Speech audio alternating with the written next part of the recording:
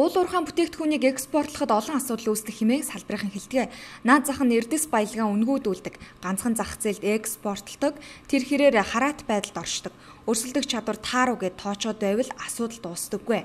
Энэ бүгдийн цаана Монгол улс уул уурхайн бүтээгдэхүүний экспортод гарах нэгдсэн бодлогогүй. Эрдэс баялагын бирж байхгүй нөлөөлдөг хэмээн салбарын тайлбарлаж байна. Тиймээс засгийн газрын 2014 оны 211-р тогтоол гарган эрдэс баялагын бирж байгуулах тухай тусгасан.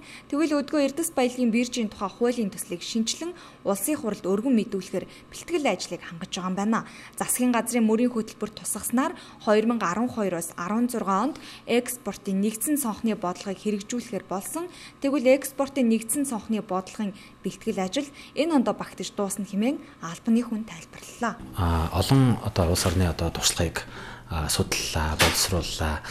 За тэгээд харьцуулж дүгнээд тэдгээр олон улсад мөрдөгдөг зарчим шаардлагуудад нийцүүлээд эрсдэлгийн биржийн тухай хуулийн төслийг боловсруулж бэлэн болголоо. За тэгээд хуулийнхаа үзэл баримтлалыг батлуулсан байгаа. Батлагдсан үзэл баримтлалтаа нийцүүлээд хуулийнхаа төслийг шинжилэн сайжруулад тун утгагүй засгийн газрын хуралдаанаараа хилцүүлээд улмаар дэмжигдсэн тохиолдолд улсын хурлд хилцүүлэхээр өргөн мэдүүлэхээр бэлтгэл ажлыг бол хангаад байна. Монгол улс эрдэс баялагын биржтэй болсноор уул уурхайн компаниудад тулгамддаг нийтлэг асуудал шийдэгдэн хэмээн тайлбарлаж байгаамаа. Нэн тэргуунд үнийн хяналтгүй тогтолцоогоор экспортлогчдын аман тогтсон үнээр эрдэс баялагаа худалддаг байдал өөрчлөгдөн гэж үзэж байгаа юм.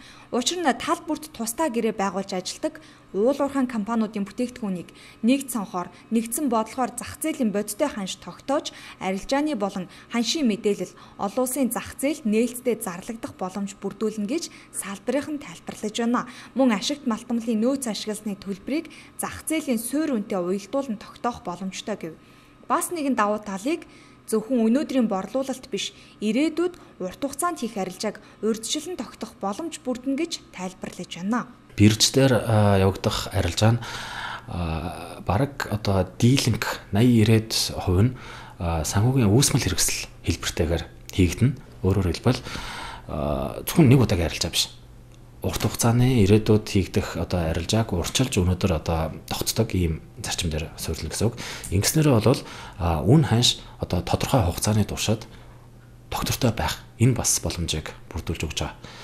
Эрсдэлгийн салбарын нэг онцлог зүйл байдаг нь үнийн хэлбэлзэл ихтэй, урьдчилан таамаглахад бас хүндрэлтэй ийм байдаг. За тэгвэл тэр үүсмэл санхүүгийн хэрэгслийг гаргаж ирснээр 3 сар, 6 сар, за магадгүй 12 сарын туршид доктортой худалдаа авах гэрээ байгуулснаар үн ханшаа урьдчилж төлөвлөх, түүндээ нийцүүлж мөнгө урсгалын орлого төлөвлөлт тийм ээ. Гэх мэт бизнес үйл ажиллагаанд заашгүй шаардлагатай урт хугацааны төлөлтөө бас аж ахуйн нэгжүүд маань хийх ийм боломжос бүрднэ.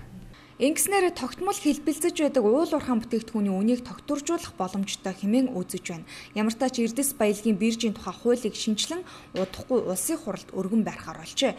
Энэ ондоо багтаж бэлтгэл ажил бүрэн хангагдахаар болсон байна.